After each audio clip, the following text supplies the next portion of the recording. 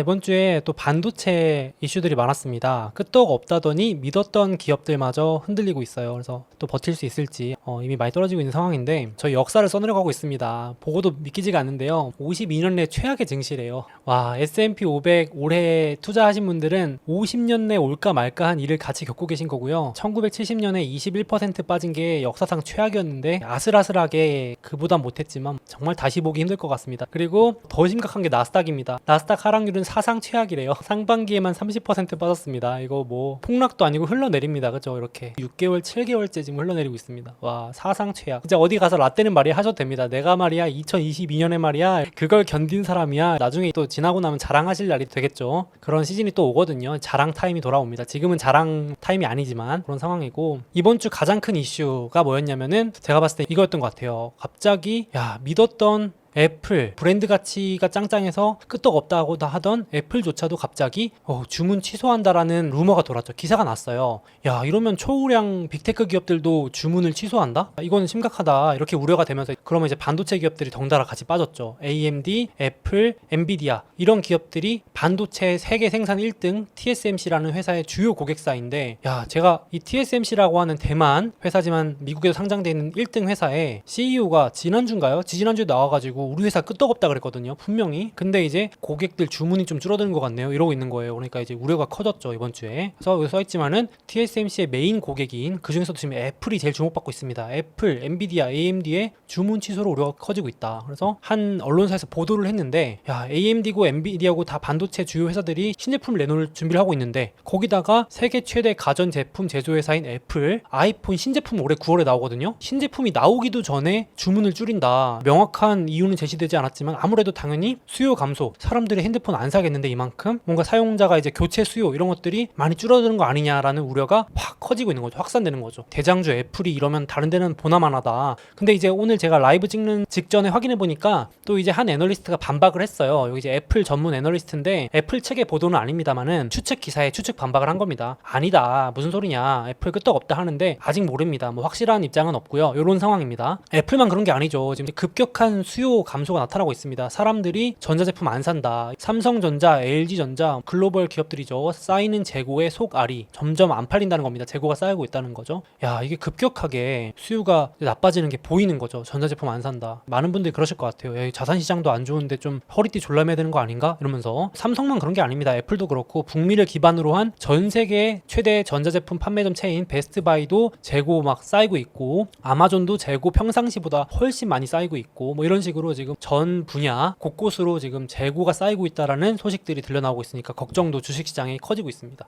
이거 수요가 없으면은 당장 좀 있으면 2분기 실적 발표 시즌인데 큰일 났다. 이렇게. 당연히 이유는 생활의 필수적인 식자재, 식량 대란, 에너지 대란 하면서 소비자들이 가전 교체를 뒤로 미루면서다. 이런 이유들로 분석이 되고 있습니다. 이번 주에도 한국 헤드라인에 전 세계 제조업 재고가 최고다. 그 중에 1등이 삼성전자다. 그러니까 이게 삼성전자가 워낙 세계적인 기업이고 볼륨도 크니까 재고 쌓아놨던 게 역으로 안 팔리기 시작한다는 얘기가 나오는 거죠. 가장 큰 폭으로 증가한 게 또 하필 삼성전자랍니다. 그래서 이제 이번 주에 한국 증시도 또 덩달아 많이 골고루 빠지면서 외국인들도 뭐 빠져나가는 얘기 나오고요. 그러니까 한국만 그런 게 아니고요. 이번 주에 외신에서는 특집으로 많이 다뤘던 게 대만입니다. 대만도 한국하고 비슷해요, 구조가. 대만 증시의 대장은 TSMC거든요. 우리나라도 대장주가 삼성전자잖아요. 되게 비슷합니다. 대만도 대만 전체 증시의 4분의 1을 TSMC가 차지합니다. 한국도 한 20%는 삼성전자가 혼자 차지하는데 TSMC가 급락하니까 대만 증시도 폭락을 해가지고 베어마켓 약세장 진입을 했습니다. 그래서 한국 주식 코스피도 빠지고 대만도 빠지고 전반적으로 지금 반도체 약세가 글로벌 증시를 또 약세로 이끌고 있습니다. 제가 확인해보니까 여러분 TSMC 주가가 고점에서 반토막 났습니다. 이번 주 기준으로. 고점 대비 47% 진짜 어마어마하게 빠졌고요. 반토막 났습니다, 정말로. 그래서 이제 아시아에서 최악의 분기 수익률을 기록한 게 대만하고 한국 원투래요, 원투 세상에. 그러니까 이제 이것만 봐도 지금 반도체 때문에 지금 아시아 증시에서도 대만, 한국이 안 좋구나라는 걸 느낄 수 있고요. 거기다가 이제 외국인들도 금리 인상 핑계 대면서 지금 중국 다음으로 대만, 한국에서 돈 많이 빠져나가고 있다고 합니다. 그래서 아무래도 반도체가 지금 주된 이유. 한국 주식 하시는 분들도 이것 때문에 많이 스트레스 받으실 것 같아요. 지금 상황이 그렇습니다. 그래서 덩달아 글로벌 증시도 약세고요. 와, 그러니까 이제 한국은 지금 겨막째입니다. 대만도 그렇고요. 안 그래도 금리 인상인데 반도체 업황도 안 좋으니까 하필 정부가 원화값 방어에 사상 최대 금액 하면서 막 방어하고 있다고 합니다. 근데 한국만 그런 게 아니라 지금 아시아 중앙은행들 전부 다 97년 아시아 외환위기 이후로 최악의 분기 실적, 지금 달러가 너무 올라가니까요. 그래서 그거 지키느라고 지금 돈 때려받고 있다고 합니다. 참 잘 방어를 해줘야 될 텐데요. 그 정도로 지금 전반적으로 분위기가 안 좋다. 이 정도로 생각하시면 될 것 같습니다. 그러니까 이제 시장이 계속 경기 침체. 원래 경기가 좋을 때는 여러분 이런 지표 이런 거 안 보거든요. 경기가 좋을 때 무슨 제조업 지표 이런 거 신경 쓰나요? 누가 그냥 어떤 주식이 더 오를지 이런 것만 공부하면 되는데 경기가 하도 안 좋다 하니까 제조업 지수 뭐 이런 거 제가 한번 소개드린 적이 있는데 그 영상과 함께 같이 보시면 좋습니다. 제조업 지수가 경기를 측정하는 가장 강력한 지표 중에 하나라서 요게 이제 50 밑으로 내려가면 되게 취약하다, 위험하다, 혹은 연준도 도와줄 수밖에 없는 신호다라고 제가 소개해드린 영상이 있습니다. 같이 보시면 좋은데 요게 또 예상치보다도 더 낮게 나왔습니다. 이게 점점 내려갈수록 경기 전망이 안 좋다, 현황이 안 좋다 이런 건데 앞에 보여드렸던 것처럼 재고가 쌓인다라는 거를 지표로도 보여줬습니다. 주문이 안 들어오니까 재고가 쌓이는 겁니다. 그래서 이게 이제 53, 시장에서는 한 54에서 55 예측했는데요. 이런 많이 내려간 겁니다. 그래서 급격하게 시장 예측보다도 위축이 더 빨리 되고 있다. 이렇게 보시면 되겠고요. 이게 왜 중요한가? 제조업 지수, 방금 보여드린 이 지수랑 S&P 500 수익률이랑 아주 비슷하게 연동됩니다. 제가 최근 들어서 이걸 한 번씩 보여드리는데 요게 내려가면, 제조업 지수가 내려가면 수익률도 내려갑니다. 그러니까 여기 대응 전략으로 한번 말씀드렸지만은 제조업 지수가 좀 안정되는 거, 바닥치는 거 확인하면 주식시장도 바닥치는 거 확인할 수 있기 때문에 요걸 하나의 신호로 보시는 것도 방법입니다. 매달 초에 발표되니까 제조업 지수, ISM 제조업 지수라는 거를 매달 한 번씩 체크하시는 것도 대응 전략이 될 수 있고요. 지금 현재는 하향 추세입니다. 이래서 아직 언론에서는 조금 바닥은 아직은 좀 기다려야 된다 이런 말들을 많이 하시는 거고요. 이런 지표 기준으로요. 그래서 이것도 참고하시면 좋겠고, 그리고 이제 미국에서 아이러니하게도 한국을 지켜보고 있어요. 앞서 말씀드린 것처럼 한국의 반도체가 얼마나 재고가 쌓이느냐 가지고 지금 경기를 판단하고 있는 겁니다. 미국에서도. 전 세계 이제 애널리스트 분들도 과거에 보니까 삼성전자 포함해서 반도체 재고가 피크를 찍고 내려오면 아이러니하게도 증시는 바닥을 찍었다. 삼성전자가 재고가 급격히 쌓이다가 재고가 줄어들기 시작하면은 경기가 다시 살아나는 거 아니냐 이 말입니다. 그래서 과거에도 피크를 찍으면 주식은 반등하고, 삼성전자 하이닉스의 재고가 사상 최고를 찍다가 조금씩 줄어들면 이제 주가도 반등했다. 그러니까 지금 이제 당분간은 좀 기다려야 되는데 한 1, 2분기 정도 지켜보면은 증시 바닥도 보일 것 같다. 요것도 또 비슷한 신호입니다. 그러니까 한국이 전 세계 경기 선행 국가 중에 하나이기도 합니다. 그래서 전 세계가 좀 한국을 또 주목하고 있어요. 지금 반도체 때문에. 그래서 재고 고점은 곧 주가의 바닥이어서 요것도 하나의 신호로 보실 수 있겠습니다. 재고 현황 이렇게 검색하시면 나오거든요. 그리고 한국의 리포트도 많이 나오니까 제가 한 번씩 언급해 드릴게요. 근데 당장은 아니다라는 의견들이 조금 많습니다. 그래서 좀 더 지켜봐야 될 것 같고요. 한두 달 정도, 이번 실적도 그렇고요. 그래서 요거 정도 대응할 수 있겠고, 근데 지금 이제 현장에서 안 좋은 소리들은 많이 들려오는 편입니다. 제가 이번 주에 깜짝 놀랐던 거는 갑자기 이제 마크 저커버그 아시죠? 구 페이스북 메타 CEO가 갑자기 뭐 이렇게 강경 발언을 하나요? 베팅해야 한다면 최악의 침체에 베팅하겠다. 야, 이렇게 또 겁을 주네요. 제가 진짜 그렇게 말했는지 보니까 진짜 그렇게 말했더라고요. 내가 한쪽에 베팅해야 된다면은 우리가 겪어본 침체 중에 최악이다. 지금 본인의 회사 상황이 되게 안 좋다라는 걸 의미할 수도 있죠. 꼭 경기가 아니더라도. 근데 이제 메타가 지금 향후 10년 보고 투자한다 그랬거든요, 여러분들. 향후 10년 보고 투자한다 그런 게 메타버스나 이런 것 쪽에 투자하면서 대규모 채용하고, 불과 우리 한두 달 전까지만 해도 인력 채용 전쟁이었거든요. 성과급 보너스 주고 뺏어오기. 애플, 구글 뭐 이런 데서 인재 뺏어오는 데가 메타였는데 갑자기 직원 채용 규모도 축소하겠다. 그리고 회사에 있으면 안 되는 성과 안 좋은 사람도 관리하겠다. 야, 지금 회사 분위기가 안 좋다는 게 좀 느껴집니다. 그래도 빅테크 중에 하나이고 현금도 많이 쌓아둔 기업인데, 현금 많거든요, 메타가. 쌓아둔 거면 어마어마한데 이런 목소리를 내다니 좀 우려가 돼서 가져왔고요. 주말에 요거 하나 발표했어요. 아니, 메타가 회사명까지 바꾸면서 로고까지 바꾸면서 하겠다고 한 분야가 메타버스인데, 메타버스에서 핵심이 되는 게 또 블록체인, 암호화폐 이런 걸 텐데 그거 종료한다고 발표했습니다, 세상에. 심지어 메타 CEO 저커버그가 암호화폐에 되게 진심인 사람이었는데, 그래서 이제 암호화폐 디지털 지갑 노비라는 거 발표했었거든요, 작년에. 근데 이제 안 되니까 종료합니다. 그래서 지금 사업 확장을 해도 모자랄 시기에 미래를 투자해야 되는데 이제 서비스 축소, 이 메타 정도 되는 기업이면 버틸 법도 한데 상당히 부정적으로 지금 단기 전망을 보고 있는 거 아닌가. 이게 좀 이슈가 인상 깊어서 가져왔습니다. 그래서 지금 현장에서 이런 우려들은 계속 들려오고 있다. 이미 이번 주에 조사한 거 보니까 CEO들의 절반은 현장에서 침체가 이미 왔다고 가정하고 있습니다. 이미 왔다 15%, 올해 안에 온다 43%. 급증하고 있습니다. 둘이 합치면 올해 안에 침체 온다가 절반이 넘습니다. 이미 침체가 체감상은 거의 온 거 아닌가 싶은데 제가 함부로 추측해서 말할 수는 없지만요. CEO들은 지금 그러고 있습니다. 구글 트렌드의 침체 검색 장기 추이는 사상 최대입니다. 이게 상대적인 건데요. 2008년 침체 검색량보다 지금 코로나 때보다 더 높습니다. 상대적으로 100에 도달했다는 거는 과거보다 더 높다라는 건데, 야, 침체에 지금 관심이 압도적으로 높고요. 캐시우드는 이미 침체 왔다, 이렇게 45년 동안 월스트리트 쪽에 있으면서 이런 적은 본 적이 없다, 이렇게 재고 쌓이고 주문 취소되고 수요가 둔화되는 거 본 적이 없다, 심각하다, 이런 이제 경고를 또 하고 있고요. 걱정이 많이 되는 모양입니다. 이런 상황인데 참 여러분들 기억나시나요? 불과 얼마 전만 해도 관심사가 인플레였거든요. 이게 물가만 잡히면은 모두가 오른다고 했는데, 아니 이제 물가가 잡혀도 안 오른다는 분위기로 또 말을 바꾸고 있어요. 그렇죠? 갑자기 물가가 문제가 아니고 경기 침체가 문제다 이러고 있잖아요. 그렇죠? 그래가지고 이번 주에도 그걸 보여주는 사례가 여기 보시면은 여기 휘발유 수요거든요. 애널리스트 분이나 전문가분들이 말했던 게 여름에 여행 수요 폭발하면서 휘발유 기름 엄청 쓸 거다 그랬는데, 아니 막상 뚜껑을 까보니까 휴가를 안 가는 거예요. 휴가를. 사람들이 이게 올해 수요거든요. 여름에 보통 휘발유 수요가 폭증하면서 기름값이 더 막 오르기도 하고 수요가 늘어나야 되는데, 여기 보시면 수요가 평균보다 훨씬 못 미칩니다. 여행 안 간다는 거죠. 그러니까 기름값이 너무 비싸니까 그냥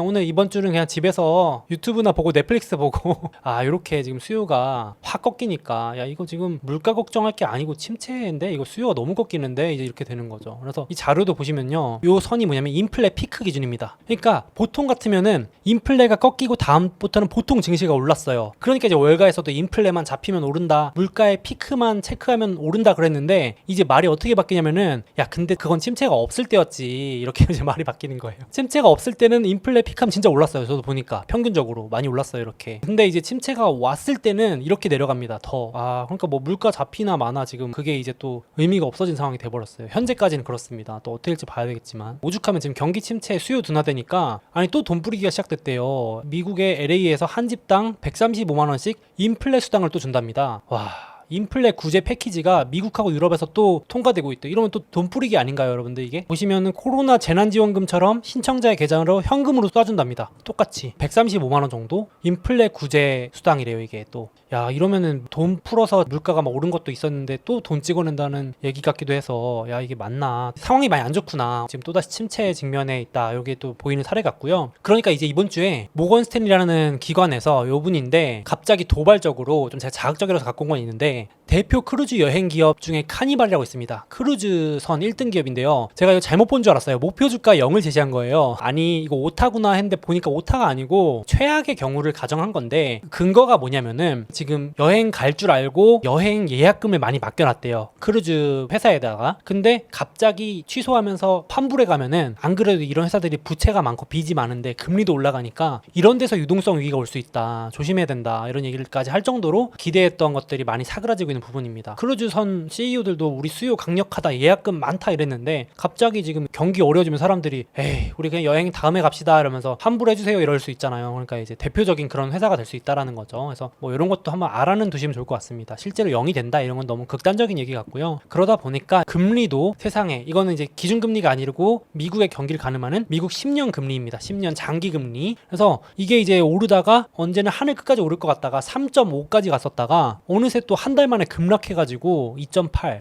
야, 금리 인상기라 그러는데 금리 내려가고 있습니다. 아이러니하게도 경기 침체에 온다는 우려 때문에 참 또 어느새 2.8% 고금리 시기라더니 또 언제 또 금리 내려가고 있습니다. 그래서 참 시장에서는 야, 연준이 못 올리겠다 막 이러고 있는데, 정작 연준 의장은 또 이번에도 DJ 파월은 이제 말 바꿨어요. 또 말 바꿨습니다. 경기 후퇴, 위험 감수한다. 지난번까지는 이제 경기 침체 없다고 강력하다 그랬는데 이제는 말 바꿨습니다. 또 금리 신속하게 올릴 필요성 있다. 경기 후퇴, 이게 뭐 침체죠, 뭐 이제 감수한다. 그래서 고물가보다는 차라리 침체가 낫다라는 속내를 보인 거 아닌가 싶어서, 결국은 이러고 있으니까 시장도 이러지도 저러지도 못하고 이제 있는 상황인 것 같습니다. 연준은 도와줄 생각이 없다 또 밝혔고요. 시장은 연준에서 직접 도와주는 신호가 나와야 되는데 아직은 보이지 않고 있습니다.